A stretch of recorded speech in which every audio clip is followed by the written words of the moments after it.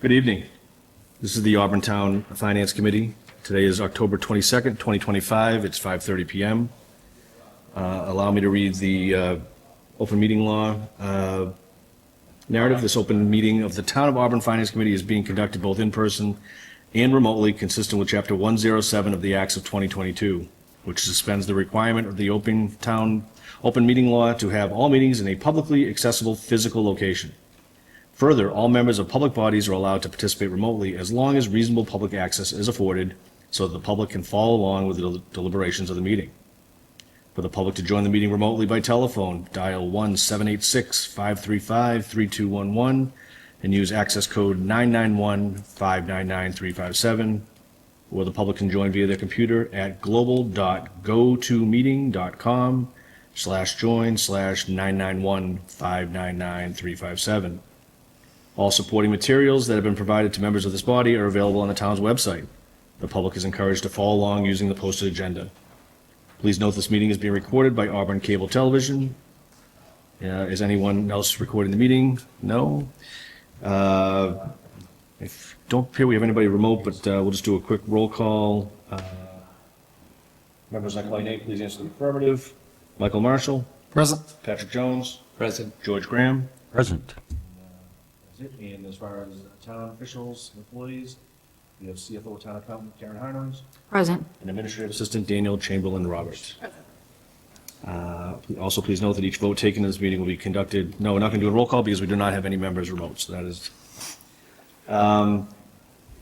We have the agenda before us this evening. Do we have anything relative to the agenda that? Through the chair, I'd like to make a motion. We have a few people that are here to speak to us tonight, so I wanted to make a motion that we move Article 8C up in front of 2, so that both the fire and police chief could talk with us, and then have that followed by Item 4, which is the school department as well, so that way they can go on with their evening. I know there's a school committee meeting tonight as well, so I'm sure they can get more things done tonight, so that's a motion to move forward. Do we have a second on that? Second. Okay, we have a motion second to move a couple of items around to get our town officials on their way. All in favor? Aye. Very good. So we will, I believe your motion was to take 8C, which is SEMREC review. This was a couple items requested by our committee member Patrick Jones, the fire chief Coleman, and police chief Mills are present. Did Patrick, I'll defer to you on what your questions were. Well, actually, yeah, they're going to present to us, I believe it's the same presentation they did with the selectmen. I'll let them explain it for now, and then we can just hold questions till they're done. Chief? Would you like us up there? Wherever you would like to join us. Join us.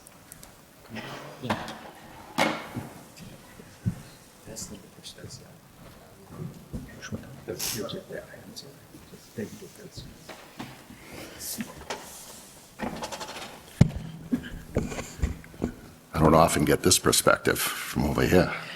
Chief, to start out, great job. As we were arriving here tonight, I saw yourself and other members of the fire department responding to a call, and clearly it had some urgency. Do you want to just tell us you had some successes for your quick response tonight already? Sure, yeah, right before I was coming up to finance, we had a report of a house fire on Lancaster Street, and we got there very quickly, got the fire out very quickly, minimal damage, so everybody was safe, everybody was out of the house, so great success. Great job. Thank you. So, Presentation, I'm not even Yeah. sure myself exactly what. yeah, no problem. So we were asked to come to finance just to give an update on a vote that the select board took on September 22nd, voting to authorize the town to enter into an agreement with Central Mass Regional Communication Center to do the town's 911 dispatch.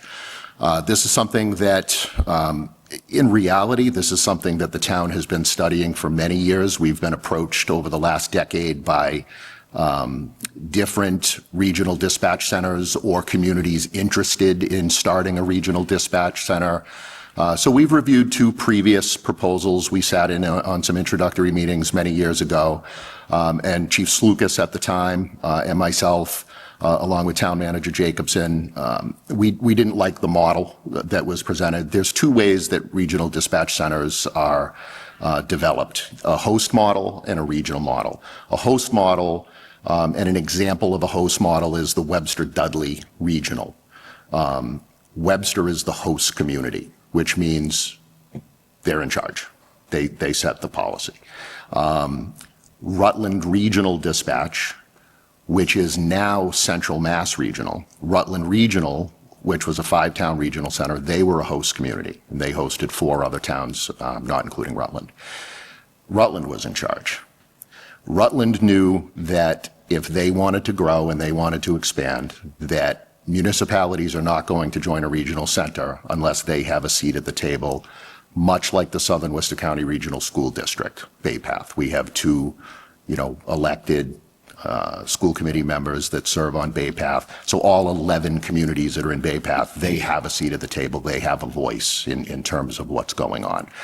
So the 5 communities within Rutland Regional, all of those boards of selectmen voted unanimously across all 5 communities to form a district, to leave the host model, form a district, and now again create Central Mass Regional Emergency Communications. So the towns of, and we had reported this earlier in the beginning of this year, 2025, the towns of Auburn, Charlton, Southbridge, Sturbridge, and Spencer, those 5 communities.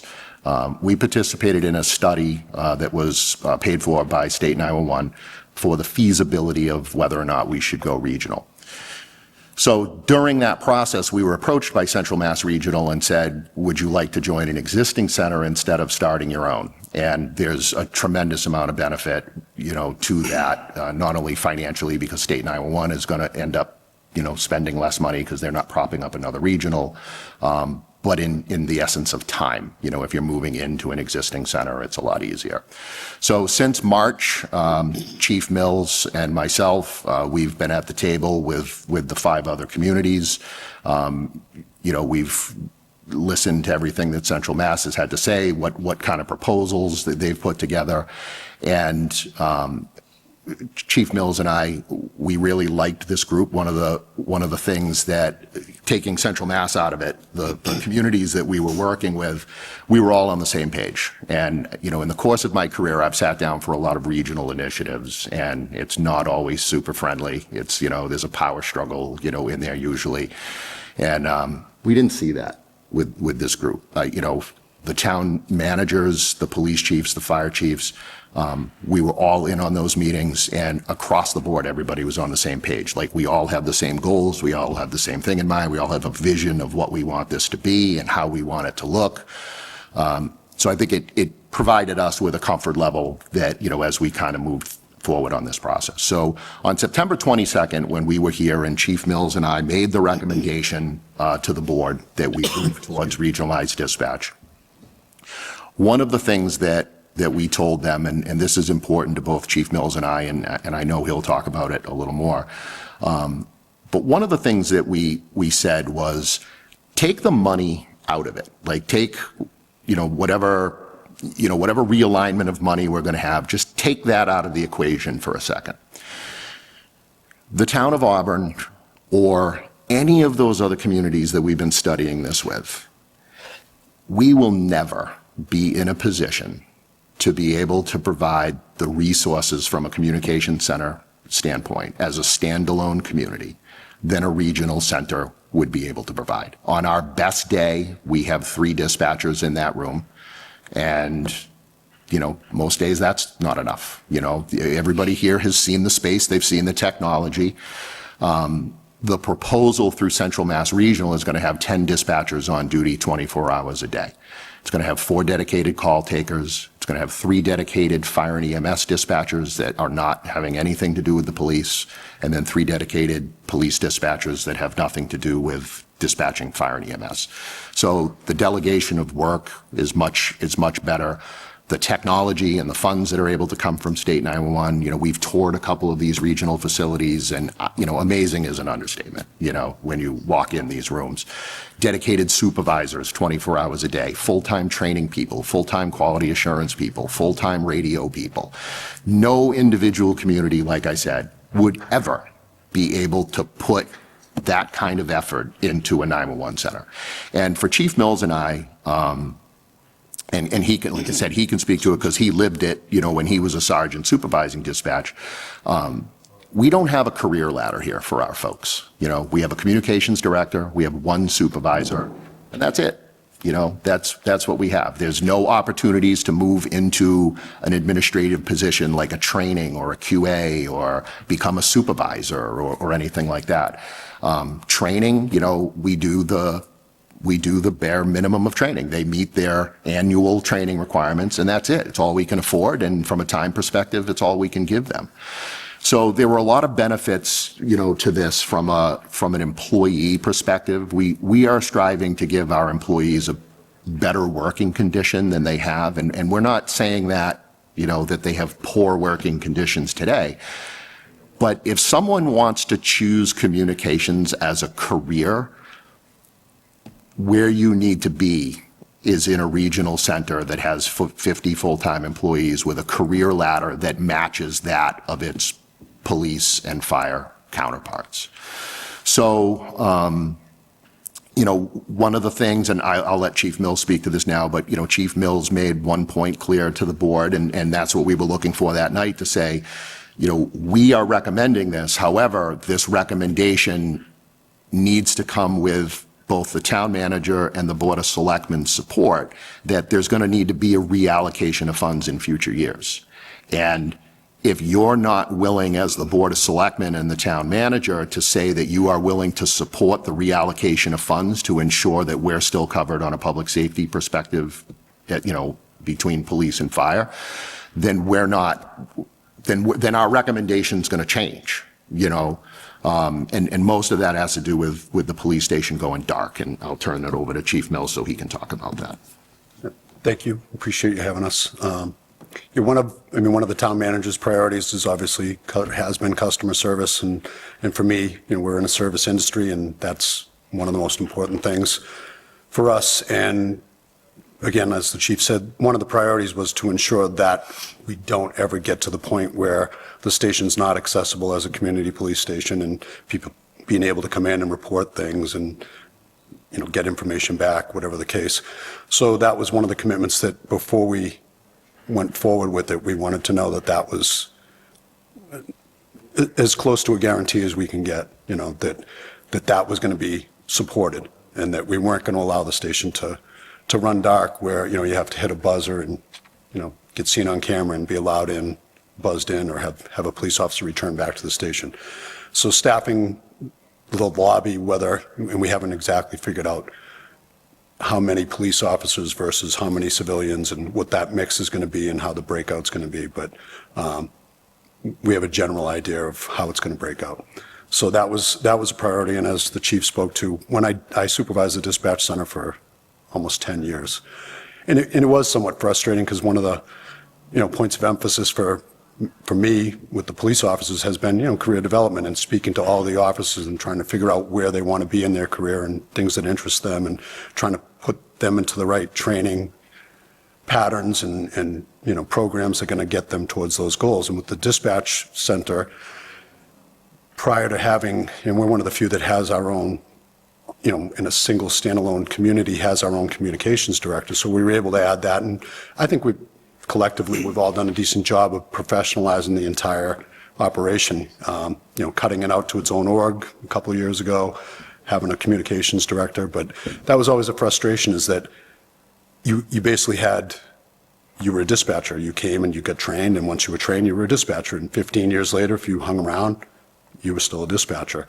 And, you know, your pay went up and all that, but there was no real career opportunities or development opportunities. So that was definitely one of the enticing things about this program. And as the chief said, we were part of a study where they talked about us starting our own, you know, a brand new center with those other communities that were mentioned. And then this opportunity came around with the Rutland program.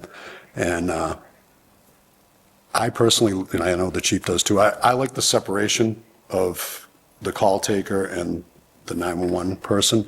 And it allows for them to, you know, when they do have a stressful call, they can get off the desk for a little bit, and they might, you know, and those numbers that the chief spoke of, those are preliminary, you know, those can change obviously as far as the deployments, and that'll be, excuse me, up to the governance groups and, you know, obviously the director over there. So, but personally, I mean, I'm excited about it because it gives our people an opportunity to grow within that profession. And it is a profession. I mean, we ask so much of them that, you know, and it's a stressful job. My stepdaughter actually is one of our dispatchers. So, you know, and she's had to deal with some things, and, you know, you sympathize, you know, I process things differently because I'm a little bit older, I guess, but the, you know, micro traumas or traumas, or, you know, just dealing with somebody on the phone it's a completely different world and nowadays. So I think this for us is a great step towards professionalizing the whole thing, or even further professionalizing it. And, you know, one of the things that we, you know, Chief Mills and I, when we presented to the board, one of the first things I said is that our recommendation on this move is in no way a reflection on the current dispatchers that we have working for us. We have amazing dispatchers who do a great job, but there's two of them in the room, and the call volume that they're tackling on most days, it can get overwhelming in that room fast. And when we met with the dispatchers, you know, I think the message that Chief Mills and I have been saying to the dispatchers is, you know, we understand change is scary. We get that, but we hope that you are viewing this as something that we're not doing to you, but something that we're doing for you. Because, you know, some of the dispatchers that are even working for us today, we know they're not even going to be here in 2 years. They have other career goals. They want to be police officers. They want to be firefighters, right? But we do have a core group of dispatchers that this is their chosen profession. And in 30 years, this is what they're going to do. And they, you know, if that's the trajectory that they want to have, then this is really the opportunity to do that. So I think, you know, from a financial perspective, you know, there's still a lot of unknowns, but I'll share some of the preliminary numbers that, you know, that are knowns, you know. So one of the things that we told the Board of Selectmen was that currently today we're spending $1.2 million annually on our dispatch operations. That includes salary, contractual obligations, benefits. It's $1.2 million. The State 911 grant, and one of the enticing things about this program is that when we sign on, the first 3 years of us being in the regional center, it will cost us nothing. State 911 picks up 100% of our assessment for the first 3 years. And then the fourth year, it's 75%. Year 5, it's 50%. And then we own 100% in year 6. So, you know, if you look at the 1.2 million, we wanted to be extremely conservative. So we didn't even escalate that 1.2 million. Like in 3 years, it's 3.6, but that will escalate because our technology costs go up, you know, salaries go up, all of those things go up. But we didn't even take that into consideration because we wanted to be conservative about it. But one of the things that we said to the selectmen was, and you know, this was the important thing is, and you all know this better than anybody, there are a lot of unmet needs, you know, in the community, especially like on the public safety side. We're talking about staffing, we're talking about all of these things. We said to the selectmen that, you know, you can't look at this move as a cost savings. You have to look at this as an opportunity for reallocation to address some things that we're not able to address, you know, currently. So right out of the gate, if we're going to address this going dark issue within the police station, well, that's a sum of money off that 1.2. So it's still too early, you know, to talk about the dollars and cents because we don't really know. We have a preliminary idea of what our assessment is. So the assessment, much like the Bay Path assessments, you know, we get, it's based off of population, off of the community's population. And we like that model too, because there's a few ways that you can be charged, but the population is the more stable one versus call volume. And I was kind of like a champion for call volume, because when you look at our call volume just over the last decade, like we'd get punched in an assessment for that. So, the population, in my opinion, is the better way to do it. And currently right now, our estimated assessment is $360,000 a year based on our population. And that number conceivably could go down because the towns of Sutton and Oxford were not part of this original study.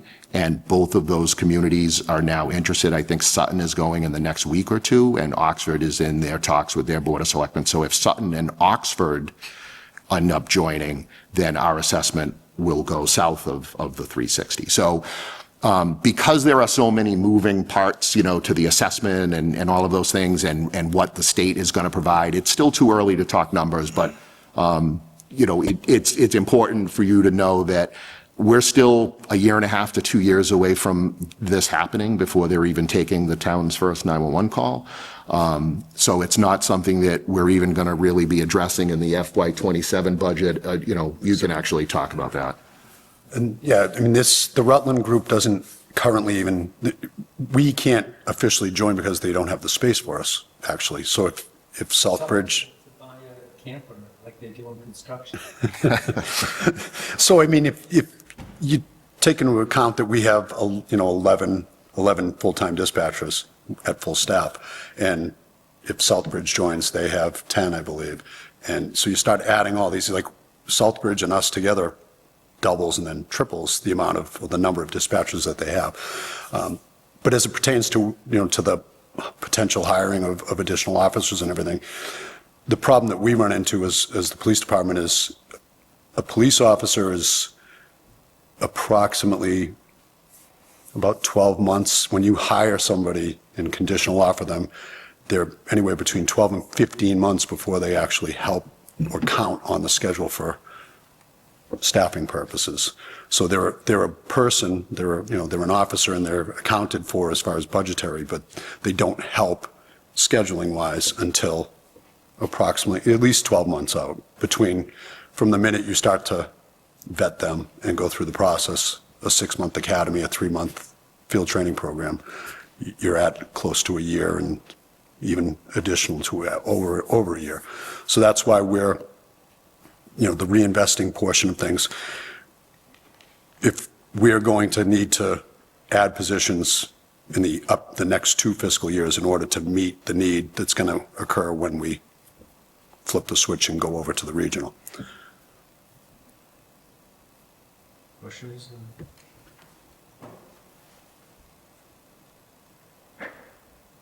I just was aware of this and wanted the committee to hear, because when we start to look at the next couple of budgets and we are projecting and changes come up, if it should get talked about, I felt it was relevant information, because even though it's going to be here before you know it, and there might be conversations or things alluded to either in the CIP, or I'm not saying there is, I'm just saying it could come up because of something, and someone could say, well, we're ready to transition. So I felt that even though it doesn't have a direct impact on budget decisions for today, and it is an intermunicipal, like they said, they went out for a feasibility study in January, and then all of a sudden in May, shifted gears and arrived where they have, and now they're moving with it. I felt that it was prudent or important to get the boards to be at least aware of this, which is why I sort of moved to get it on the agenda.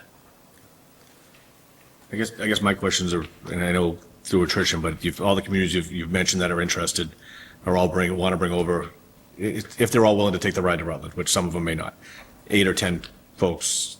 And you mentioned sort of their model is 50. At some point, are they able to take all of our employees should they want to transition over? It's a good question. So the town of Sturbridge, for example, they only have 4 full-time dispatchers. No one from, so Sturbridge already voted and committed. No one from Sturbridge is going. They're going to stay in their lobby positions.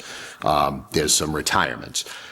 But the reality is that even if all of Spencer was in the same boat, there's only 3 full-timers, none of them are going. But if you looked at the full-time dispatch count across all of those communities, and they took all of them, they were still going to probably have to hire an additional 6 dispatchers in order to fill out the seats. So any of our current employees that want to transition over to the regional center, they will have a job if they want it. And again, that was one of the other things that, kind of Chief Mills and I were looking at. It's the same thing. Like, we try to be as competitive as we can townwide, in all of our positions, but we're never going to be able to pay dispatchers what regional do. Regional dispatch centers are able to typically have a richer benefit package. They pay more hourly, and a lot of these standalone communities are losing people to regional centers because they either want that career growth or, they're making $4 or $5 more an hour. And that's with a regional center. I mean, we see dispatchers now. We see it. We've hired them. We've hired people who are jumping from wherever they are coming for $1 more an hour. So people are really just trying to maximize as the most we can. So that was the other thing that we were concerned about was, let's say we said we weren't interested in this, and then all of a sudden it came up, right? And they're the premier, regional dispatch center in Central Mass. We were concerned about whether or not we were going to be able to retain our own standalone dispatchers if we were trying to compete with a regional center. So one of the other things I didn't mention, but one of the other things that kind of excited Chief Mills and I about this as well is that when you join a regional center, it opens you up for a tremendous amount of grant opportunities. Like right now, we receive a nominal amount of money for, state Support and incentive is like 68,000. 68,000. We're talking hundreds of thousands, if not millions, when you go regional. Now, that's not the town of Auburn that's getting that, but because we're participating in the regional. So why I bring that up is our radio system. We've invested money in our radio system over the last couple of years. Finally we can hear. It's amazing.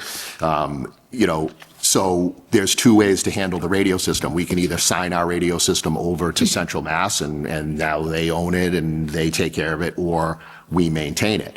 Chief Mills and I have both communicated to the manager that we want to maintain the radio system. We want, I don't anticipate that the bottom is going to fall out in a decade, but who knows? But I don't ever want to put the town in a position where if something happens, all of a sudden we don't own radio infrastructure. But even with us maintaining the system, we sign an agreement with Central Mass that allows them to utilize our radio system as part of their more global project.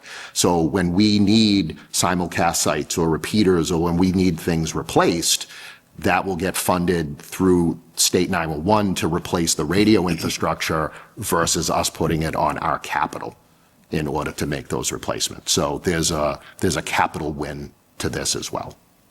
I have 2 more questions. I think you alluded to one, that Sturbridge is some of the folks that are currently in dispatch roles are going to stay back in a different role.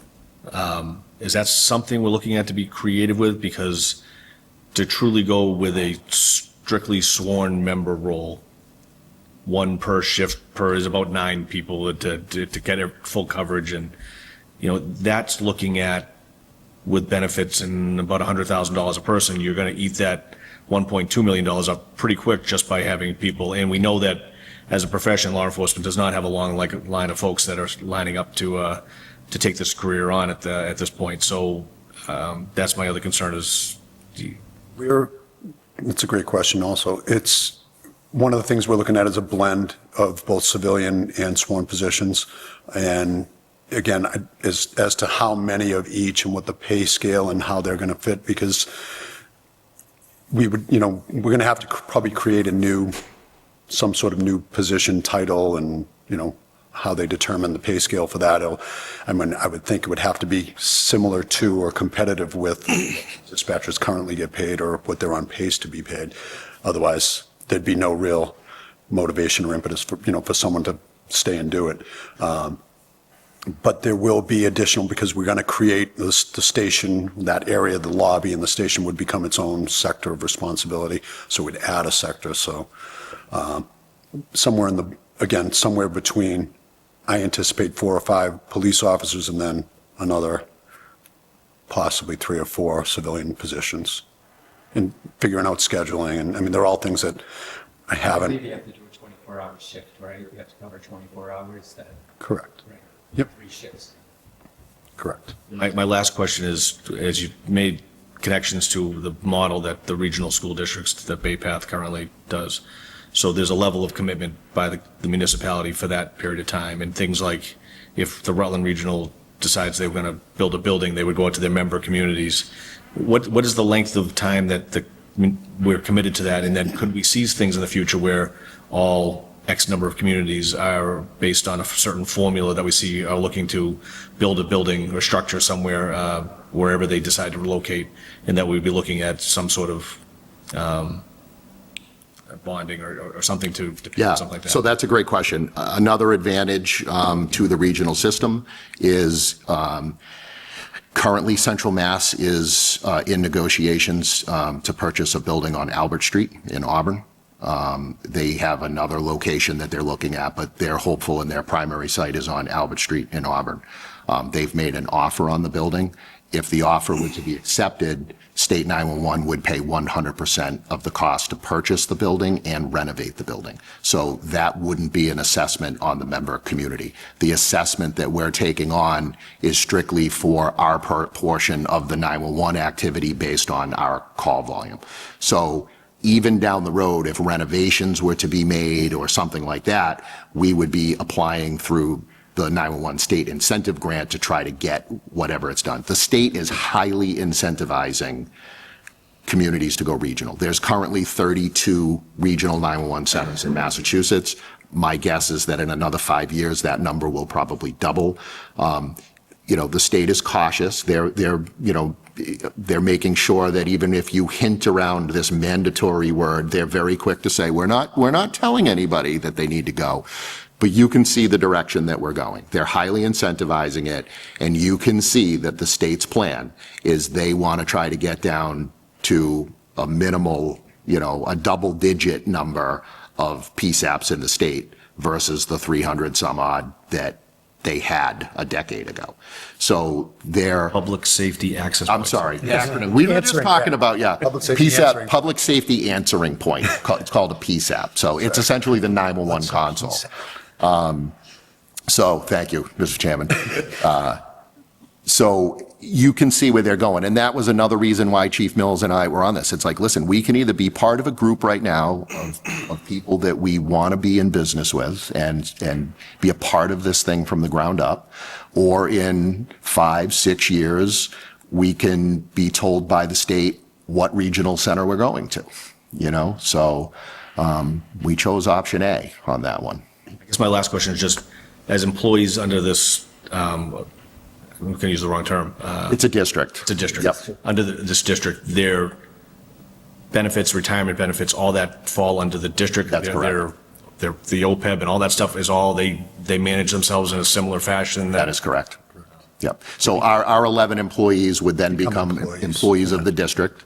And then they have, again, their own hierarchy.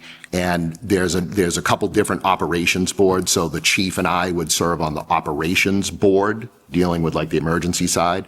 The town managers and administrators would serve on the administrative board, policy, HR, and those things. And then Karen and her counterparts in the CFO world, they would serve essentially as the fiduciary and the finance committee.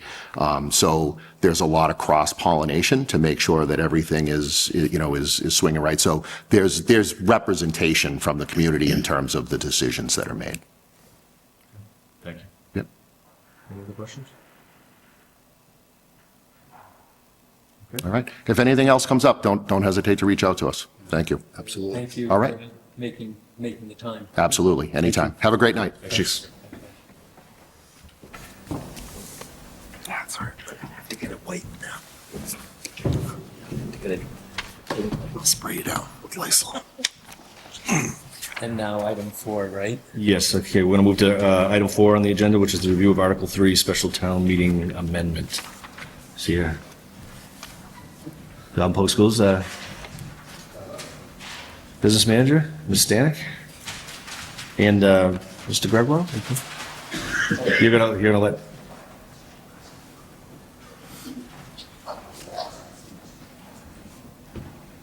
All right, good evening. Yes, I'm Jennifer Stanek, the business manager for Auburn Public Schools, and Glenn Gregoire is our facilities director, also with me. Dr. Chamberlain had spoke to the select board last week, and so it's my turn this week with the Finance Committee, so thank you for having me. As you know, we have a serious parking lot issue at Swanson Road Intermediate School, and we have been working with Town Manager Vecchio and CFO Harnois and the DPW department to address this collaboratively. This began in the spring with the pavement sinking in one area, which was thought to be contained to one section until the engineers went in with the cameras. So, and I'm going to share those pictures with you to kind of give you a little better view of what's going on. So the problem is a drainage issue with the chamber that's under the surface. And forgive me, this is certainly not my area of expertise. So this is the chamber that you see here. There are many leaks that you can see through the pictures that were shared by the engineers and the engineering firm. So a camera was put through the system, and unfortunately, it was not contained to that one section that the pavement was sinking.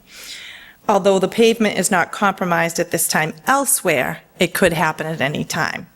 So here you can see the camera going through this chamber. The rocks are supposed to be at the bottom, but they're not supposed to be coming through the holes. So here you can see that the side walls are compromised and the rocks are coming through where it should be solid. There are also too many holes placed in the top of the chamber that there's supposed to be just a certain number at the top of the chamber, but there were more than there should be. The chamber should also be solid. So as you can see, that is not the case here. And here, if you look, there's kind of these black lines at the bottom. Those are hairline cracks along the base of the chamber, which are also compromising that chamber. So the engineer at this time has recommended that we fix the full chamber, and Joanna Paquin, our DPW director and engineer, agrees with this assessment. So if we only fix one portion, the first initial portion, we are at risk of another failure and additional funds being needed at a later date. So right now we have it open because we needed to go in and see what was going on. If we close it and open it up a second time, it's going to cost much more. We'll also be able to save money by doing the entire project now, and they'll also be able to reuse some of the materials, those rocks at the bottom of the chamber.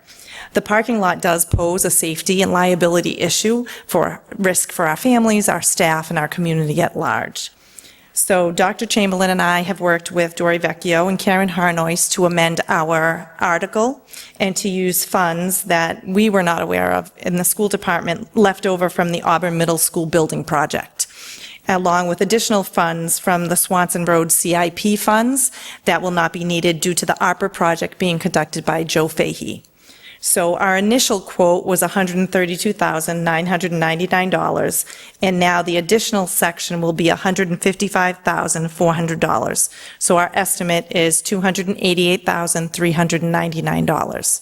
And as we know, that's an estimate. Construction costs, there may be a little less, we hope, or it could be a little bit more. So we are respectfully requesting to utilize $265,553.52 from the middle school project and $34,446.48 from Swiss CIP funds for a total of $300,000. We feel that that is a fair estimate based on the estimates from the engineer. This is going to be the amended article, which Dr. Chamberlain will make on the floor at the special town meeting. Please know that we have explored insurance options, which have not provided good answers or much hope. And we also checked in on the warranty, which has expired. So there is definitely an urgency around this project due to our New England weather and paving. So currently we have staff parking on fields at Swanson Road and further down at Bryn Mawr School, which is also going to pose a problem with snow plowing, and we don't want to do damage to our fields either. So we would respectfully request your support for this amended article, and thank you for your consideration. Do you have any other questions for me? And, Any questions for me? and Stanek? My question is this just for the repair to the drainage? Or is this drainage fill, curbing, paving? Is this, it just doesn't seem like, for all the stuff that comes before us, $300,000 for what I saw when I went by the other day. that is, Doesn't seem like nearly enough. That's just, right. We do believe that is the chamber, the pavement, I was the going to say whole it's project. high, so, yeah. what's that? You thought it was high? It's high. Jennifer, can you go back one slide? I just missed a number. Thank you very much. Yep. So that is supposed to be the whole project, start to finish, and paving it You've and got having about it ready. $11,000 that you're hoping that, you've got that much of a cushion. A little bit of a cushion, yes. Right. That's where I was going to ask, but, yeah. So And I guess my question is, that drainage area, where is it just impacting that front parking lot? Is the other, the area where the parent drop-off, is that area been deemed? we do not believe that is compromised. We haven't, yep, come right up. The water runoff from that parking lot feeds that system. There is no storm water relief up in the parking lot where they're parking right now. The water hits the drains and the curbs and runs into this system, which is in the front parking lot. There's no storm water relief there. All of the water from that area is delivered to the front of the building. It's designed to fill the cavity and go up and down and not hit our water treatment plant.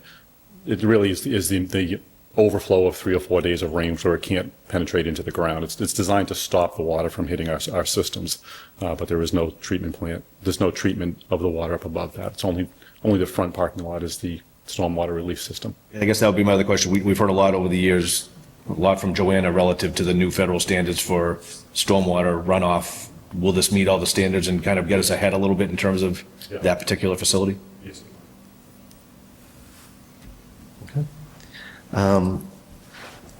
So, to the chair. Yes. We've already moved to recommend the approval of Article 3, right? So do we have to take any additional action? We could confirm that we still recommend approval, but I don't know that we necessarily need to take any Or the votes or amended? anything like that. I don't know what you're comfortable with, but.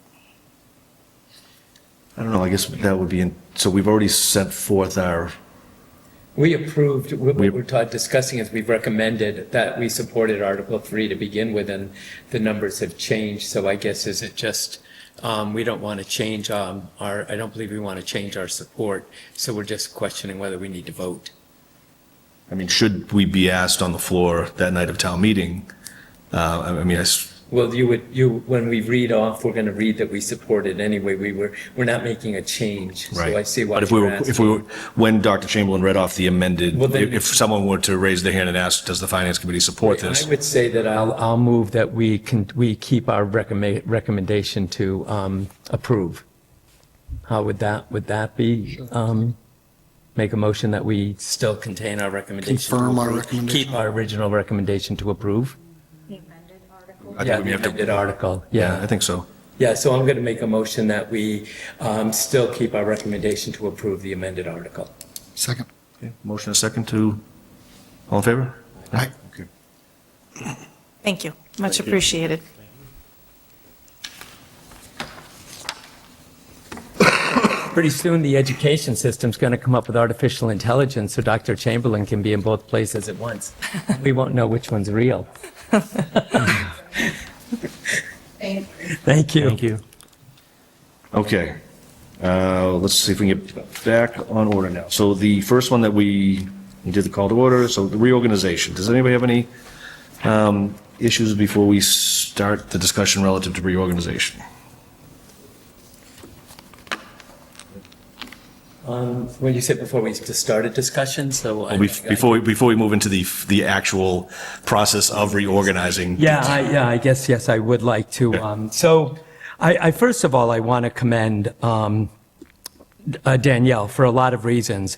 She supports the town manager on a full-time basis. Furthermore, she supports the Board of Selectmen and other staff. She's got to be someone who has to be there for everybody in her role. And then she also has to be responsible for her support to our board. So with that said, I think, she has done such a great job at stepping into her role, which is still a growing role. And I commend her on catching this because there is a section of the selectmen's bylaws that state that they like to see that the boards reorganize. In researching it a little further, I went into the general bylaws of the town, and there is a section in the general bylaws that states that it's underneath all town officers and committees. And in section 3.2, it says appointed boards. All appointed boards shall conduct regular meetings and shall reorganize at the most appropriate opportunity in the fiscal year. So unfortunately, the way I envision this, and I think it's out of Danielle's hands, is that she's trying to let us know that there's an ordinance out there that says that we should reorganize, because it does say under the selectmen that all boards and organized, they would like to see that. However, you can't have an ordinance or whatever we want to call these 3.0s in the bylaws. You're in legal, so you might understand it a little better, but I believe that there's a conflict in the bylaws because of this reason. Now, I have a 25 or 30-minute challenge on this, which I don't want to take up all the board's time. But what I really believe needs to happen is that I think that it's always been the best intention of this board on a regular basis for the last many, many years to reorganize in December. And we are in accordance with the bylaws in the sections labeled 3.2 appointing boards. So unless the Board of Selectmen or the town clerk want to initiate formal correspondence to the Finance Committee requesting that we change our reorganization, rather, if they want to request that we do it, I don't see any reason why this should have to be on the agenda anymore. And I do have several other points. One of the things that I think is critical to this, that if I don't bring it up now, I'm going to bring it up in about 15 minutes on another topic, is that there was a time in the past, I know we've done a charter change in the town, and I know we've had other changes in the town, but one of the things that has happened is we spend from January, even November, which is coming up December, to work on a budget for the coming year. And as we get closer to April, it gets pretty tight, and then we go to town meeting in May and we approve it. And what is not something that I'm used to seeing and that I'm seeing a lot of is how we're approving a fiscal year budget and we get into early July. And I know we have through the accounting's office and our CFO, Karen Noyes, is here today, and she'll tell you we have to get, there's a deadline. So we have to get these year-end transfers done in July. And then normally, because we've just implemented a new budget 15 days earlier, the Finance Committee never really meets until October, November. So I then am concerned at the integrity of the budget that we're putting forth if we're automatically now having to do transfers in the early months. Because normally this would not have been an issue, because in the past, when the Finance Committee ran, the Finance Committee would do the transfers in July at year end, and it'd be like, have a nice summer and fall, and we'll call you in October when we get ready for the new budget season. So I think that part of this appointing, section in the bylaws was because some boards may meet only quarterly, some boards may meet only semi-annually, and it's, in general, this board doesn't normally, or hadn't met much during July, August, September, October. So I feel like, that's not the right word. I believe that we are clear in our ability to reorganize in December as we have in the past, and would just like to hold pace with that unless the Board of Selectmen or the town clerk, and through the chair, if you would like to send some correspondence to them requesting clarity, or to town council. But I think at this point, Danielle is doing a good job at trying to make sure that she's participating in our structure because of the work that she does for our board. But I think unfortunately in this case, we've stumbled on a conflict in the communication that governs us. Okay. I guess I'm going to ask for some clarification, and I don't know if, Karen, if you're able to assist us with it, because I think in one of the communications that Danielle had sent out to us, there was a reference, and I believe that came from the town clerk's office. Was that Well, there? I have the correspondence right here, and it says, it states a couple of things, which I'm not going to reiterate it, but it says, however, the exact timing, in Massachusetts, a municipal finance committee typically organizes at the beginning of the new fiscal year. However, the exact committee typically reorganizes however, the exact timing and specific procedures are determined by the local town bylaws. Thus, the local town bylaws, which are right here in section 3, says that all appointed boards must conduct regular meetings and shall reorganize at the most appropriate opportunity in the fiscal year. Okay. Do we know by chance the dates that we reorganized over the last several years? I think they've all been early December, I can't say, but I know that we usually reorganize before we break for the holidays. It's usually after Thanksgiving. I just wondered, factually from past, I can't recall myself, but I'm just, I won't swear to this, but I've been on the committee for 5 or 6 years now, and my impression was that we did typically reorganize in July because we have new appointments typically on a July to July 3-year Okay. schedule. Each one of us is appointed for 3 years, and our terms end on June 30th of whichever Of year in different the cycle years, is. right, yeah. It is, and my understanding has always been that the reorganization was an opportunity if new members, if people were not reappointed, or if new members were reappointed, or whatever else. That was the reason that we reorganized. And that's a whole nother, right, Yeah. right, if new people, so technically, if even one individual, say we have, because we should be a 7 precinct, we should be 5 precincts and 2 at large. Yes. So technically, if we had someone, say, in precinct 6, we'll pick one that isn't here, but if we had a 6th, right? And they left their term, and a new appointed person came on, let's say in July, we reorganized, because Danielle puts it on the agenda, and then we will reorganize, and then in July, somebody resigns, and a new person from precinct 6 comes in October, we're supposed to reorganize in October again, I believe, because we've taken on a new member, or that has to wait for the following year.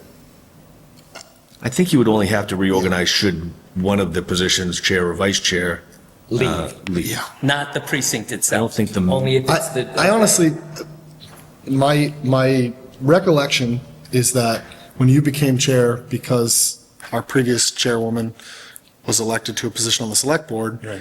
we reorganized shortly thereafter, likely in July, because her term would have started, when did she get elected?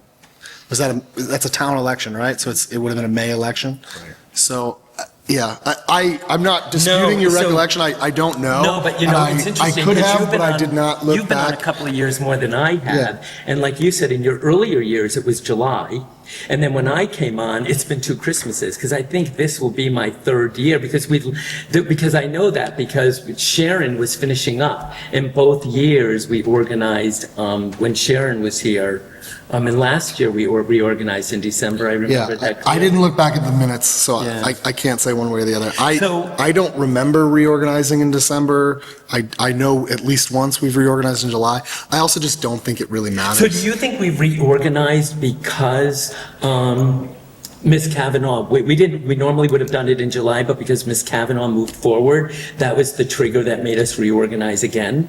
Do you think that? No, I was going to say, I believe we reorganized in July after Ann was elected to the select board because she stepped down Because of the time, shortly after the her election. timing lined up. Yeah, and with town elections and with the appointment cycle, typically that's, if we're going to have new members, that would be when we would. You know, we all serve So then upon if we- appointment by the select board. So if we with the town manager's reorganize recommendations. tonight, So then we should reorganize next July. Now, I I agree. will mention that one of the challenges we have in doing it this evening is we're down 3 people. Right. And the other challenge we have is that we could also be down 3 people in July, which is something I want to mention. But I guess at this point, because it has moved through several and I don't like to see the agendas, I'm willing to reorganize tonight. But what I'd like to do is just clarify that, we want to keep it to July so Danielle can move on to more important things, so can the rest of us. She's had these scripts ready for multiple meetings. She's been practicing, and I think that's the way to go. And if that's the Secretary of State's office or whoever that first quote was from, was recommending July 1 for consistency across and it keeps consistent for the clerk's office to know that they need to, get these documents in line for all of their committees at once. Sure. Reappointments come in that same vein that you mentioned, so we're all either continuing or moving on to other things at that point. I think the July makes sense. And So in a couple of years, when you run for governor in the middle of December, we're going to have to reorganize twice. Right, Governor, yes. Yeah. Then you know what? I say that's really all I want to add. And you saved me a lot of other, I think there's reasons for both. But I just think that if we're going to just stick to the script, July is great. Let's just do it. Okay, it was a good discussion. Let's, Really what I was of the impression that we'd been doing it in December. Because earlier in my prior term, we had done it in December because we never met from July until October. Sure. That's why it's written there, because some boards only meet quarterly. So it's sort of impossible to reorganize when you're not meeting. Right. Right. So I'm cool with it. Okay. So Reorganization. now, does Danielle take the gavel away from you? Danielle does take the, Gavel. for the moment, hold on to that. The moment. Thank you. There you go. All right, so I will now open the nominations for chairman. I would like to nominate Kevin Kennedy to be chair of the finance committee. Okay. Vice Chair Mike Marshall has nominated Kevin Kennedy as chair. Is there a second for Kevin Kennedy as chair? Second. Okay. Thank you, George. So the nomination for Kevin Kennedy has been seconded by member George Graham. Are there any other nominations for chair? Move that we close nominations. Second. Seeing none, the nominations are also closed. Just pausing for dramatic effect. So we'll now take a roll call vote for Kevin Kennedy as chair.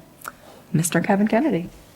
So, Mike Marshall. Yes. And Patrick Jones. Yes. George Grimm. Yes. All right. Congratulations, Mr. Kennedy. Now, turn the remainder of the meeting over to you to conduct nominations and selection for vice chair. Take it away from her, please. it's dangerous. Okay, I will now open the nomination for vice chair. I'll nominate Mike Marshall for vice chair if he'll accept. Patrick's nominated Michael Marshall as vice chair. Is there a second for Michael? Second. George is seconding that. Are there any nominations been seconded by another? Are there any other nominations for vice chair? Seeing none, nominations are now closed. Finance Committee has nominated Michael Marshall as vice chair. Is there a second for that? Okay, for a second? Yep, we've got a second. Okay. Been seconded by him. We'll now take a roll call vote for the Michael Marshall as vice chair. I will vote in favor. Michael, you'll accept? Patrick? Yes. And George? Yes. Congratulations, Michael. Thank you. All right. Okay, yeah. All right. Well done. Good job. Probably the most difficult thing we do all year. It might be. Okay, we have number 3 on our agenda.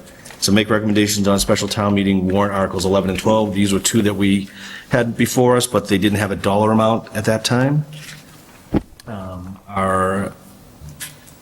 So the Article 11, to see if the town meeting will vote to appropriate $250,000 from free cash to the town OPEB, other post-employee benefits trust, or enact on anything relative thereto. And this is from the town manager's office. Do we have a recommendation on that one? I just have one question. Yes. Karen, so will you, if you know, will you remind me what the original budgeted OPEB contribution was for this fiscal year? Because I'm assuming this is like in addition to already. It is not. This is No? actually this will be the annual contribution. for And is fiscal that in 26. line with what we typically have done in the past? No, it's actually less. In the several past years, we've been doing 500,000. But because the free cash, the certified free cash isn't as large as it was in the past, the recommendation is for 250,000. And again, if you know, like, what percentage of our OPEB liability do we believe is currently funded and would be with this So additional sum? the OPEB liability right now is estimated at 63.3 million.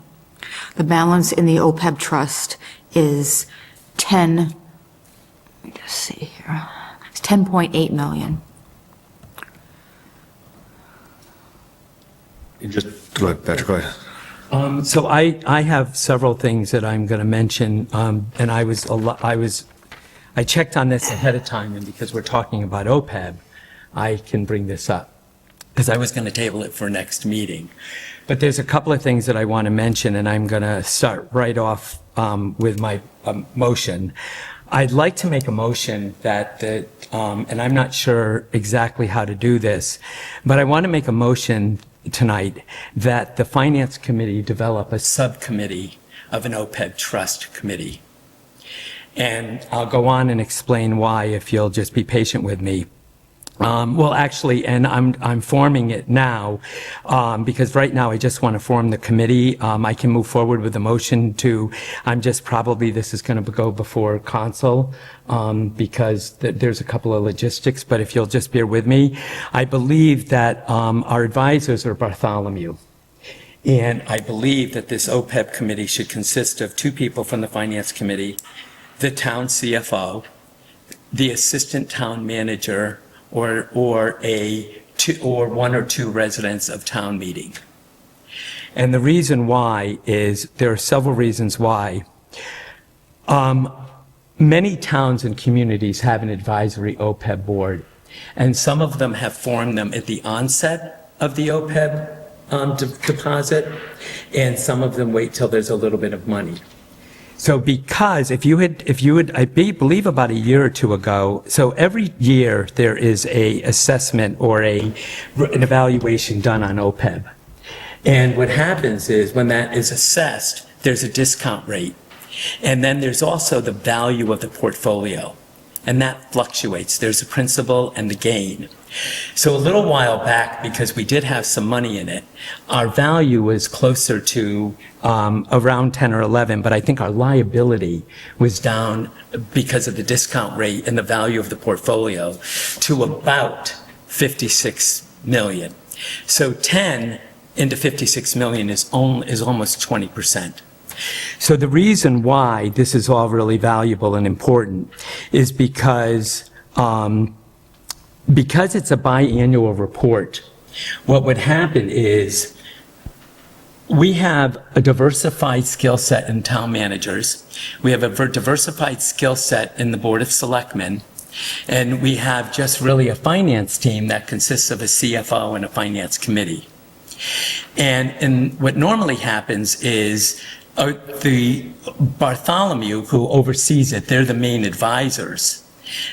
They would then come to either, I don't know how it's happening now, but I don't know if they reported to Ed as the CFO and what Ed might have done. But usually when you have an OPEB trust, Bartholomew will meet with that OPEB trust committee once a year and give them an annual report. And then usually they come on a second year, and that's when they say, okay, this is the current discount rate, this is the value of your portfolio, and this is your current liability. Because that discount rate shifts every other year.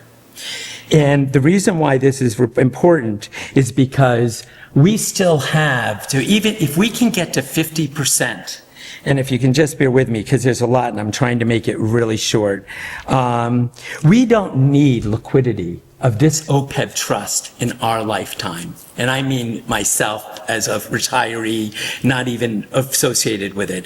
But it is going to take another decade or two for this even to grow to 50%.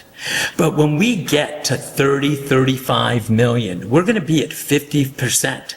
And also, what we weren't told is that even though we're putting 250, I have the OPEB summary I got a report, I forgot who gave it to me and when, but we were given it.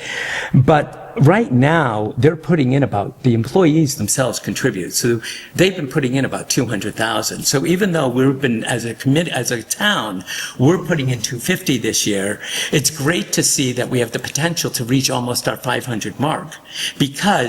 So you have to figure in the decade or so that this has been going, they've been putting almost close to 600 to 750,000 in. We're at 500. We have a strong commitment to OPEB. But the reason why this is all major is because you're going to need a board that is going to, and the reason why I say town meeting is because there are investment bankers, there are people that live in town that have solid knowledge, that understand the parameters of an OPEB. They understand long-term investing. They understand the concerns and the constraints. They can work with the advisory board, and it's a long-standing board to keep tabs on something that a town manager or a select board that comes and goes every 3 to 5 years is only going to have, they shouldn't have immediate impact on it. But a CFO sitting in the seat who works with the numbers all the time is a critical person because they're the conduit between the budget, and the finances of the town, as the committee is. And so, I'll just go on. So some of the key issues here are that the return on investment also impacts the ability for us to meet our goals. So, we're putting in good money, and what we want to do is we want to get the maximum return the safest way we can. And then when we get to 50 or 60 or 75%, we can start to use that money in future years to mitigate the expense that's going to hit the town. And you've got to put yourself in a position where you're moving that along in such a way that you're able to achieve that goal. And so it's for those reasons that, and the way I envision it, is that this OPEB Trust Committee, which might only have to meet once or twice a year, we can write the parameters, if we, maybe what I would do is I will change my motion to say that I move that we create an OPEB search committee. And we can get the specifics for the next meeting and table it. But we need, and my input. So now I'm gonna give you one other piece of information that I think will help you in understanding this. I think it's an important stepping stone for people on the finance committee. We need to be engaged in these kinds of finances in our town. They should not be just going through the Board of Selectmen, who are just maybe keeping an eye on it once or twice a year when free cash comes up and we're talking about OPEB. But we should be a committee that's keeping in touch and raising questions or setting parameters that would interact with Bartholomew or whoever our advisors are going forward. At the end of the day, I just want the safest return and people to watch it, other than leaving it at the hands of positions that are coming and going. So if we want to do it as a search committee or whatever, but I just think that, and I can speak for Marlborough. As the finance director for the city of Marlborough, I was the chairman of the OPEB committee. And the design that I am giving you is the design that we had. We had our auditor, we had our chief finance director, we had the chairman of the city council, and we had 2 outside people, and both of them were investment analysts. And we worked with Bartholomew at that time, and we were responsible at the end of every meeting to formulate a communication and forward it to the finance committee and to the mayor. And so with 10 growing to 11 to $12 million, we're going to put almost 500,000 into it this year. We're going to be over 11 or 12. You want to make the safest and best investment. And I think it's time that we formulate that board because I think we're behind other communities. So that's sort of why I brought it up now. I know we're going to be talking about whether we approve this or not, but because we've brought up OPEB, I need to get in front of this because I believe that it is a charge that belongs on the Finance Committee. Okay. I guess I'll speak to it. I have similar concerns on the amount, only because I've felt over the years we've been really trying to get, I don't know if it was a financial plan, was the $500,000. I think at some point we had made a vote, whether that was a recommendation or not, I'm not positive. But I do feel like OPEB, not that I'm saying it's an easy one to say, things are tight this year, we'll just give a little bit less. So I kind of do like the direction that Patrick's talking about, a group that will sort of hone their focus on it. I don't know that that is something that this committee can request. But I think through the CFO to make inquiries as to how that would occur, I think it may be the Board of Selectmen that is able to form a subcommittee, subgroup, and make appointments to that committee. In all due respect to my peers on the select board, and this is something maybe I need to revisit, but the last time I was in check in this town, major financial decisions like this didn't come through the selectmen. And I'm not trying to be negative about it or condescending, but I'm just concerned that if it goes into the selectmen's hands, that people from the finance committee or the CFO might not be in their purview as critical people to be on this. And I by far, believe that they are critical people to be on it because in my view, the select board is over they umbrella the whole town, whether it's labor relations, whether it's HR, whether it's the town manager. They should not be segregated. They should not just be worried about OPEB, and so therefore I think we would be in a better position as a board to govern that. I agree with your makeup of the board. I like the way that you've outlined it. I like the idea of a group that's going to focus on it. I just don't know that we have any authority to create it, appoint people to it. And there would be swearing-ins. There would be terms. I think all of that.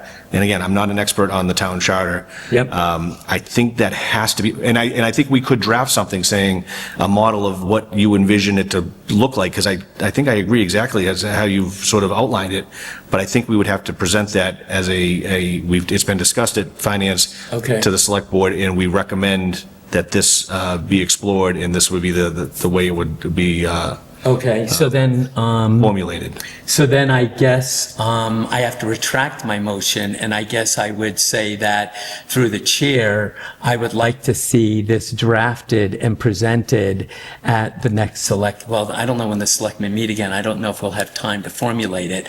The reason why I want to get in front of it is because I think it's critical that it happens, and I know that the selectmen have a lot on their plate, and to me, it's just a financial issue. It's not something that really impacts the community as a whole in the moment. So that's why and in the past, we've developed subcommittees on the Finance Committee. So there was when the legislature changed and we had compensating balances. They hit the newspapers. Banks were offering them to consumers. A committee member walked into the Finance Committee, said, look, banks are creating compensating balances. The chair said, we'd like to set up a subcommittee to research and bring a proposal forward. So we set up a subcommittee and the committee was formed through the Finance Committee. The end results were implemented by the Finance Committee. So because this is a financial matter, I didn't see that anything like that has changed. The only thing I've seen in my time is, was I was selected to be on, I think the chair said, would you be the finance representative on a committee? But I believe that committee was established by the Board of Selectmen. And like the chair at that time said, would you be our representative on it? So I was able to represent the Finance Committee on that.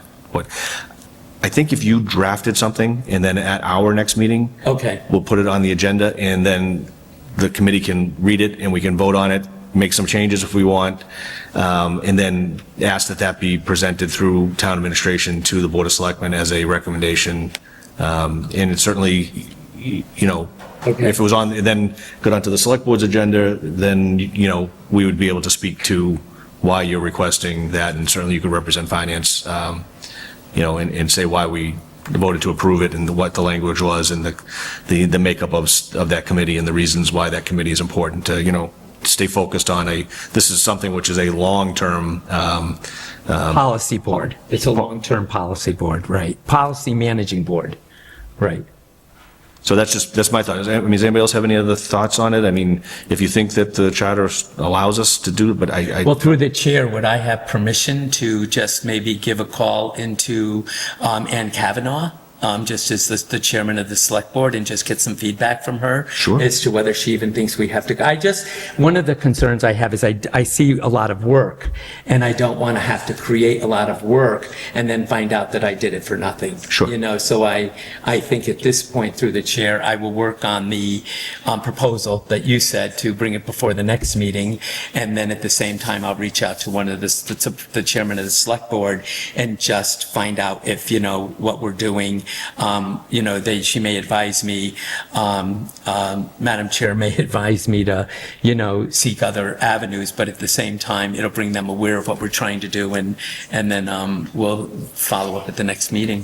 we can certainly on another avenue, should the select board not have all the information relative to it, you know, certainly we can ask the CFO to explore it as well, as to how committees like that are formed and, And I have to realize, too, that I came into a seat that was given to me because of my predecessor leaving. The board already existed, so I don't know the protocol on how the board was formed. I knew it existed, and they do exist in other communities. Sure. Yeah. Okay, very good. So with that, we'll go back to, to whether 250, I mean, you know, to Michael and to your question about the 250, there is an employee contribution, and in the last couple of years, it's been above 200,000. Okay. And so I sense that even though our part of that is 250, Karen, I believe we'd be closer to 450, 500,000 with that other amount. Is that accurate?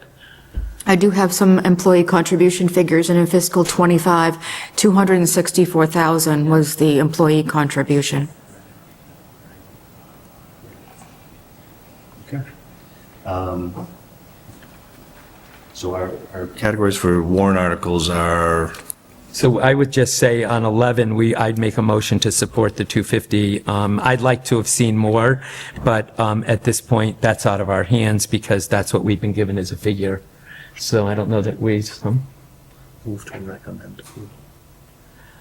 Sure. So I move to recommend approval of Article 11. Okay, we have a motion to recommend approval and a second. All in favor? Aye. Article 12, to see if the town meeting will vote to appropriate $100,000 from free cash to the town's stabilization fund or enact relative thereto. Karen, anything relative to the number on this one, or? In this case as well, in the previous year, we put through 250,000 for the contributions. But again, because of the free cash that's certified as being less because of the fiscal constraints, that we're recommending 100,000. Right now, we have about 4.7 million in stabilization. So this would bring us up to 4.8. Can you remind me what we're allowed to use stabilization funds for? Is it essentially just like Yeah. anything, Yeah. like any purpose if we decide we need it, or is it Any restricted municipal in any way? purpose, but it does take a 2/3 to appropriate out of the stabilization, so a higher percentage. Any other questions? Motion to recommend approval Second. of Article 12. Motion and a second to recommend approval of Article 12. All in favor? Aye. Thank you. So we've done 2, 3, no transfer requests.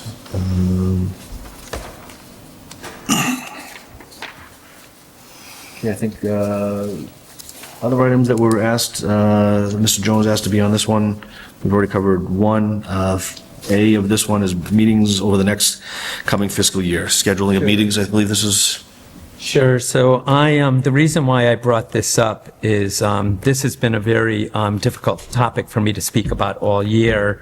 I wanted to make a couple of recommendations. I wanted to ask the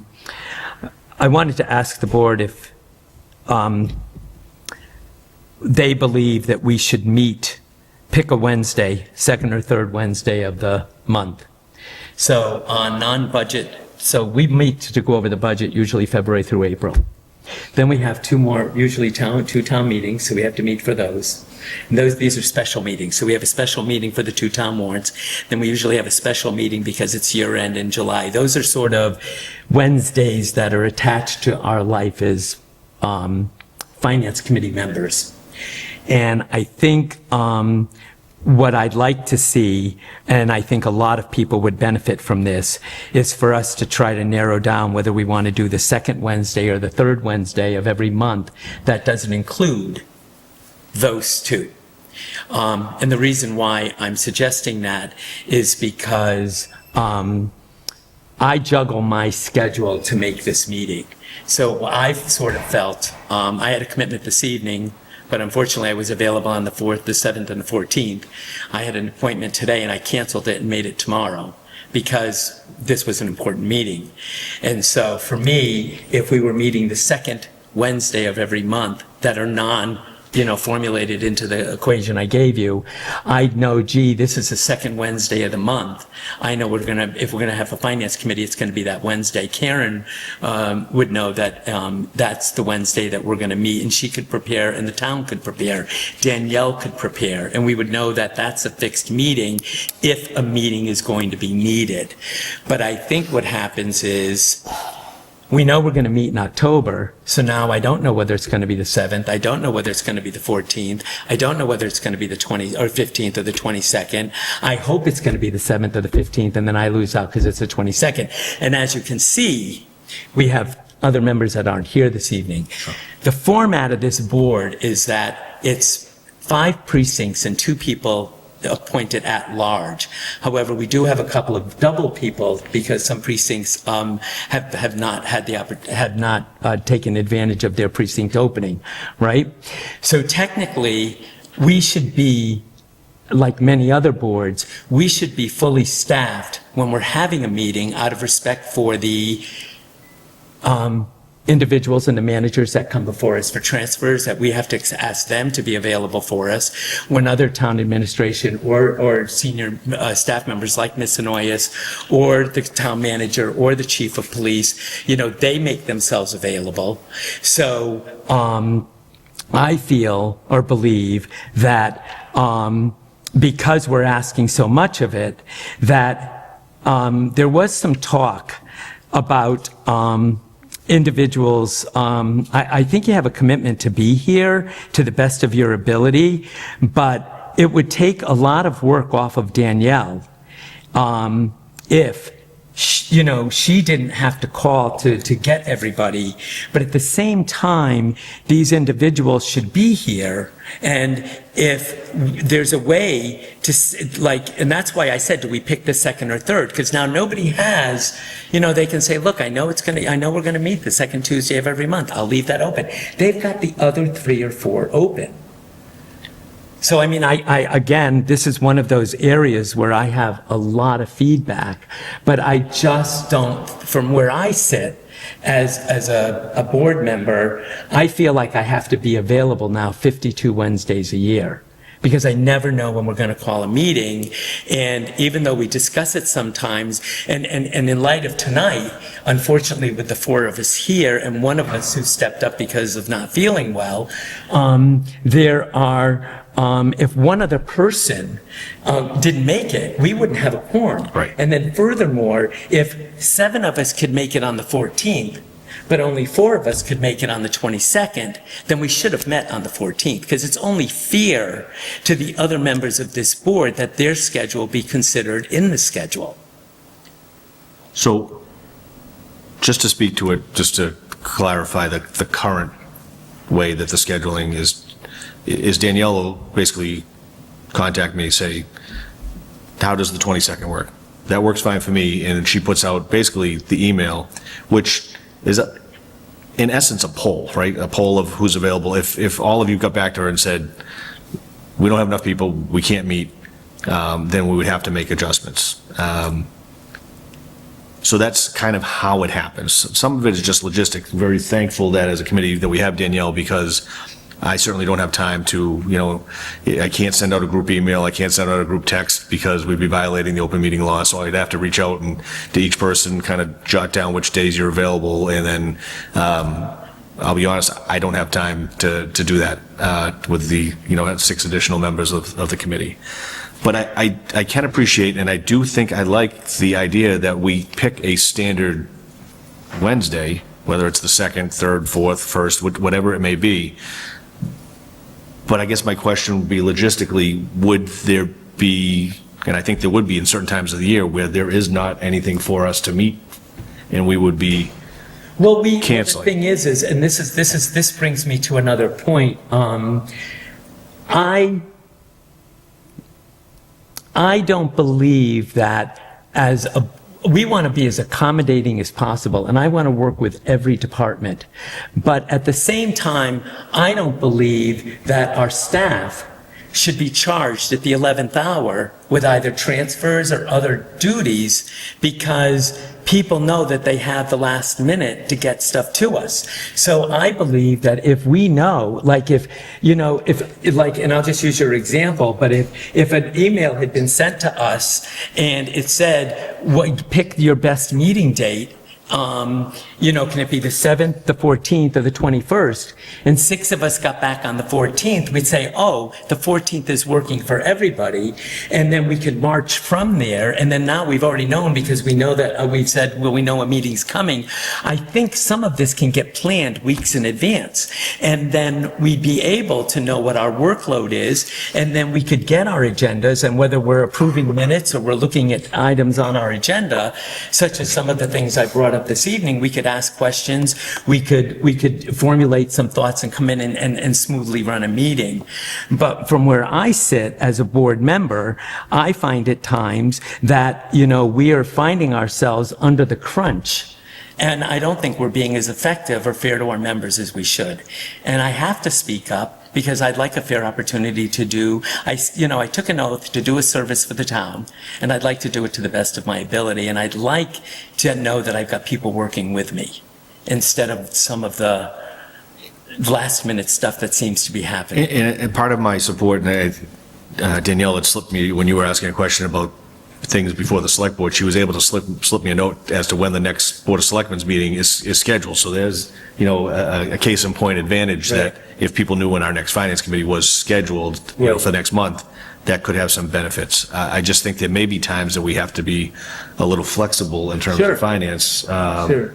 Karen, do you want to If speak? I could, I actually think it would be a good idea to set like a regular schedule, whether it's a 2nd or 3rd Wednesday, but also keep in mind that we do need flexibility, because I was going to bring up at the end of the meeting that we maybe want to discuss a budget kickoff.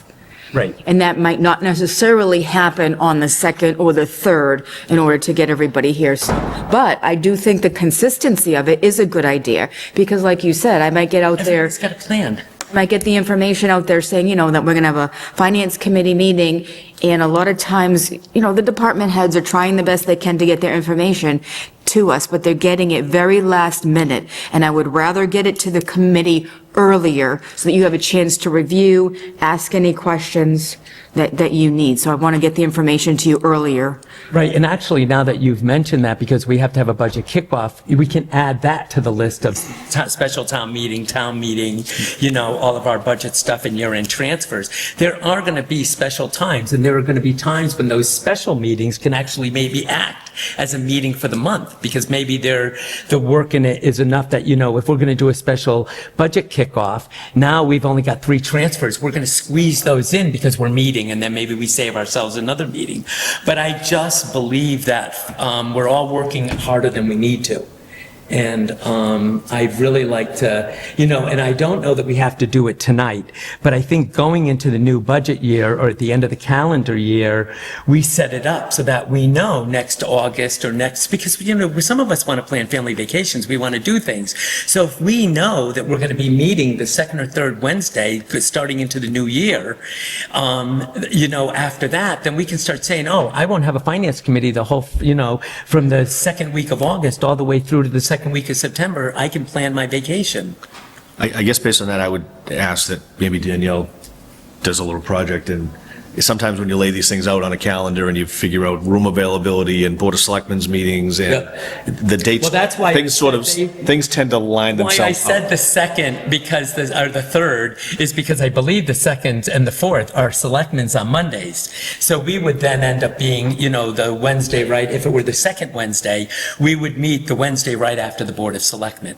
Right, which may, again, the flow of town government may make sense, so, but we'll maybe let Danielle sort of do some homework on where she sees to be the best, and then I do like your idea of when we're laying out that calendar, to lay out the ones that we sort of know are coming. Right, but the other thing that I wanna stress is that Danielle, she should send out, it would be, and I don't mean she should as if she's not.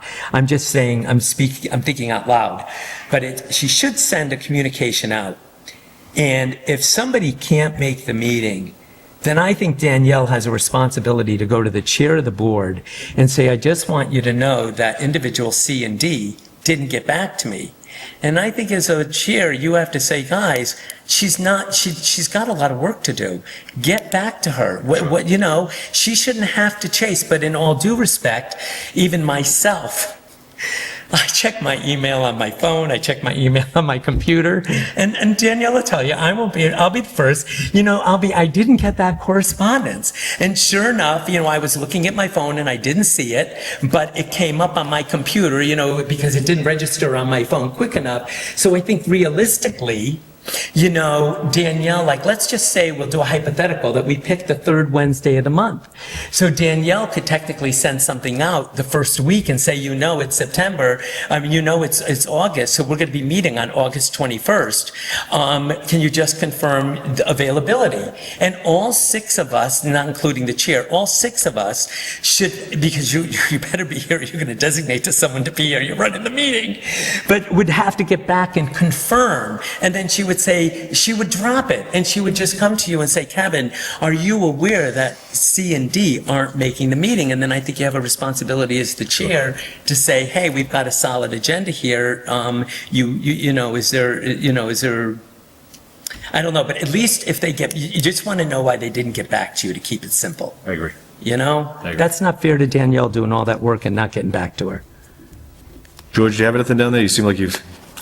No, I mean, I'm okay with at least having the general, this is our plan, the third Wednesday every month. I mean, obviously, things could come up for any of us, like a last-minute trip or something, but yeah, I think it makes sense with whatever Danielle might find as the week that works. Yeah, I mean, I'll do the same thing. I'll make as many meetings as I can, so it doesn't really affect me too much either way.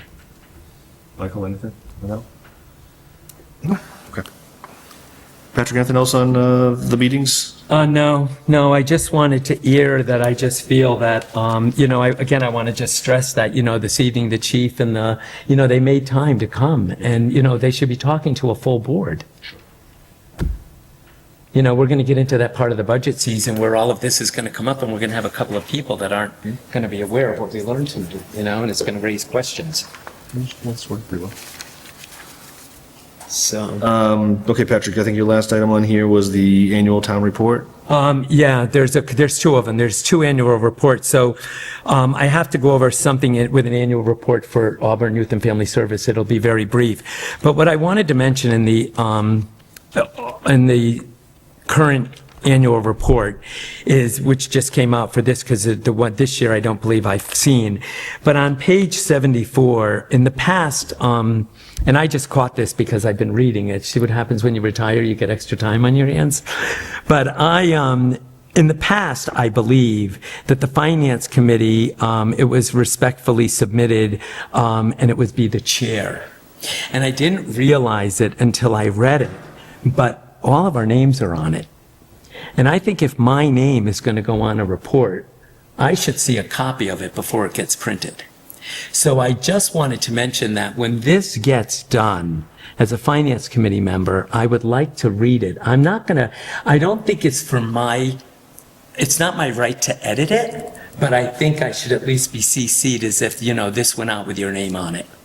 I agree. I've been asked to draft, and I think, Michael, I asked you to help with, I wasn't able to draft for the 25 report, but I've never seen the finished product, so I don't think I was aware that it was being signed by the entire. So all of our signatures are on there. Yeah, I certainly, Finished product. I thought it maybe just said chair, as it was just giving a wrap-up of the year. I wasn't aware that everybody's name. Certainly, if that's the case, to continue going forward, I would show that to the committee Yeah. in some way, shape, or form, to make sure they were in agreement on it. So Right, so I yeah, apologize. that's why I'm mentioning it, because all of our names go on it, and I just think to be professional, nobody wants someone to come up to them and say, oh, well, you signed it. And certainly, we could certainly nominate you to write the gist for the the next fiscal year. Yeah, what the heck, So Danielle, unfortunately, I don't have one for these, but I don't know if Sally got you one or not. She just gave me enough for the board members. But these are a copy for you two.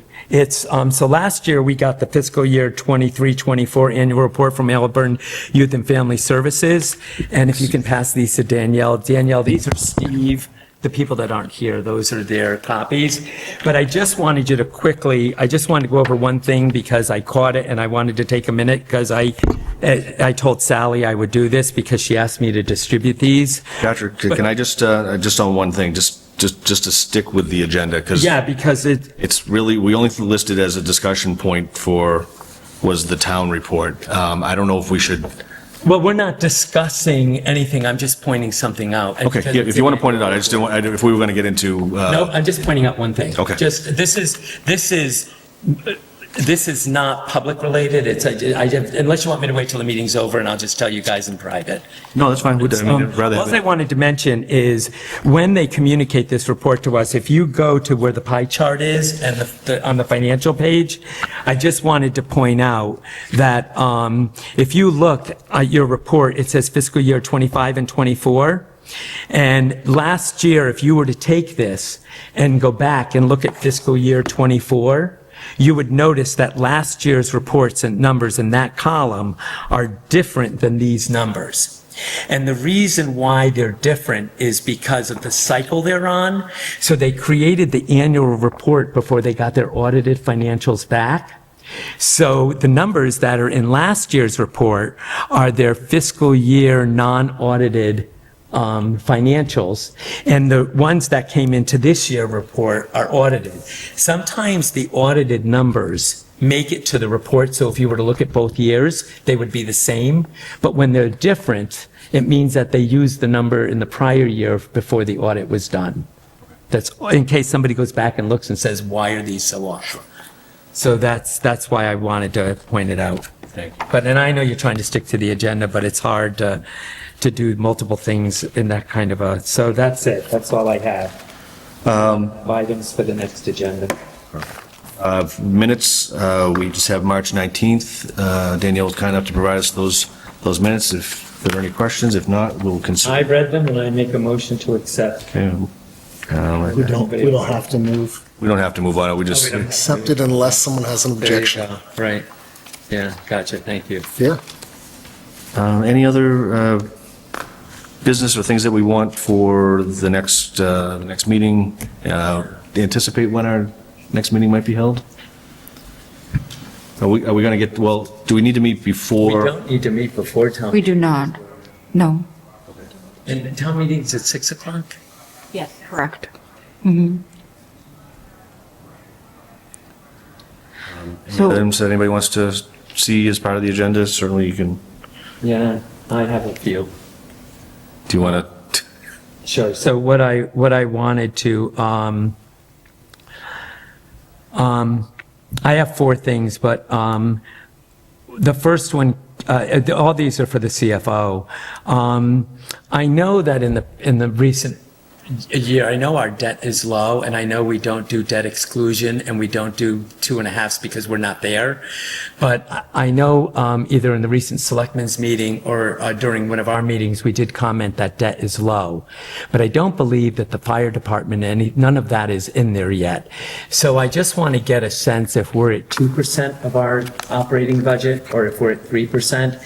Can you get the percent of debt? Because we have debt coming on.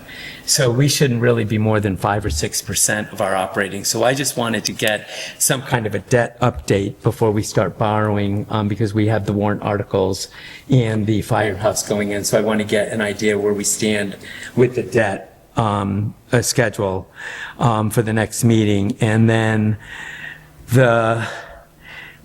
I believe the selectmen are setting the tax rate at their first meeting, the second Tuesday of December. Is that still accurate? November 10th. They're doing it November 10th. So it's not December, they're doing it on November 10th. That's correct. Okay, so rate setting is November 10th. Well, it's not really setting the rate, it's approving the classifications. Yeah, the classification hearing. So with that, then, do we know what the shift in residential and commercial is going to be yet? That's what they're going to be discussing at That's what they're going that to meeting. discuss. So it hasn't been finalized, it's going to be discussed. Correct. Okay. And so we won't know what the tax levy is until we've discussed that. Do we know what the current year budget tax levy is going to be? Well, in my presentation, I gave a proposed, the one that I gave last night, plus that was set up, a proposed tax levy if all of the articles are approved at the special town meeting. I think that is just the current one. That's for the new, but not for the new budget, right? Fiscal 26. It's right, but I'm saying we're going to be doing fiscal year 27's budget. So you're talking about the, Fiscal wait a 27. minute, we're in 25, you're right. Okay, so this is all for 26. No, we're in So 26 all of that right is going now. to take place at the next meeting. So we don't need to put that on the next agenda because that'll all take place on November 10th. Yes. Okay. The only other thing that I have, I know the board, after we transitioned from Ed to yourself and Dory was stepping in, that we were told as a board that we could look at some significant changes in the budget process. And so with that, we were told that there would be narratives expected, extra columns with things that were previously suggested, and maybe something that showed transfers. There'd be any of that been implemented in the shell of the new budget that's being created? Well, we haven't started the new budget, but I know that Dory's thinking about it, so it's going to be soon. Okay. So we're like a month and a half away and we don't have a shell yet? Is that sort of A month and a half away from what? from, I mean, I would think that, my understanding in listening to the selectmen a few weeks ago is that Dory had said that, you know, she wanted to get sort of their wish list. And with their wish list, she said, well, we're going to be starting the budget process very soon. So I took that as you're working on it as we speak now that a few weeks have gone by. No, that is not the case. However, the town manager has communicated to me that she wants to have a meeting with herself, myself, the chair and vice chair of finance, and then the chair and vice chair of the Board of Selectmen to discuss priorities for the fiscal 27 budget. So that'll be coming up soon. Okay. But no discussion on the presentation to the committee? Not yet. Okay. The last thing I was going to ask you is, would it be possible for the CFO to get a breakout of the current year budget's contractual lease agreement and debt, or anything in the operating budget that's not flexible, fixed costs? So if we have, you know, I mean, so for instance, we have people right now that are in certain departments that their salary is going to go up in the next budget, whether we want to or not, because it's contractual. Not whether we want it or not isn't the right word.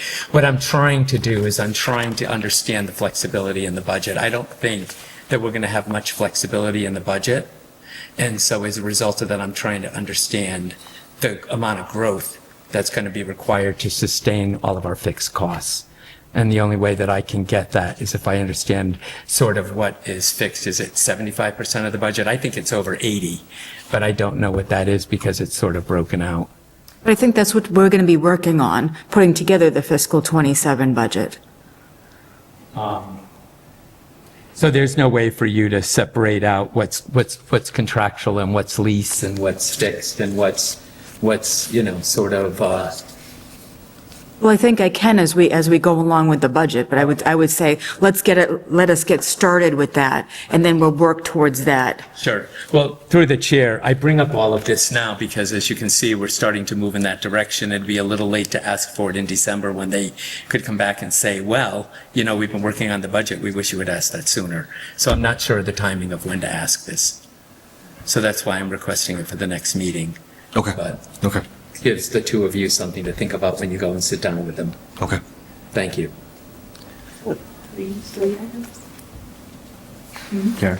So while we're on this discussion, so maybe we can discuss a potential meeting date for November, and then we can also discuss the potential date for a budget kickoff. A town manager did mention potentially November 19th as the budget kickoff, but I think that might be a little bit ambitious. So I was wondering if maybe we could think of Wednesday, December 3rd for the budget kickoff, and either the 19th or the 12th for the meeting in November for finance. November 25 is the 5th or the 12th. The 12th or the 19th. 12th or the 19th, okay. Right, because then the next week is the Thanksgiving week. Oh, you're meeting December 3rd? Oh, or a meeting December 3rd, okay. See, okay.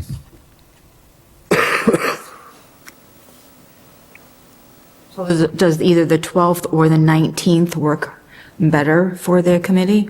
That's just for a regular meeting. We want to say November 19th, and I'm going to try to also bring the transfers for the salary transfers that need to get done for union and non-union. So propose on the 19th for a regular meeting? Right. Then the December, Potentially December 3rd. I did ask the town manager if that would work. I haven't heard back from her yet.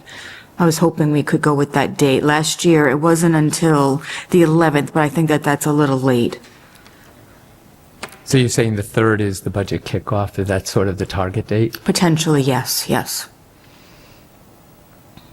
do we have any issues with those? All those work for me. They all work for me as well. Okay. Okay.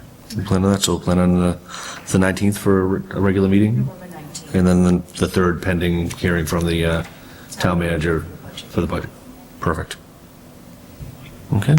Great, so we know we're meeting just November 19th? Potentially the 3rd of December. If we decide that the budget kickoff will be the 19th, will you just let us know in advance? 'Cause that'll be a absolutely. longer. No, because I hope to find out tomorrow to make sure that we're all on the same page with the date. Just only put it on my calendar for an hour. I don't know. I'll extend it out a little further if it's going to be the budget. Danielle. Okay, if there's nothing further. Last item is the motion to adjourn. Do we have a motion to adjourn? Motion to adjourn? We have a motion. Do we have a second? Second.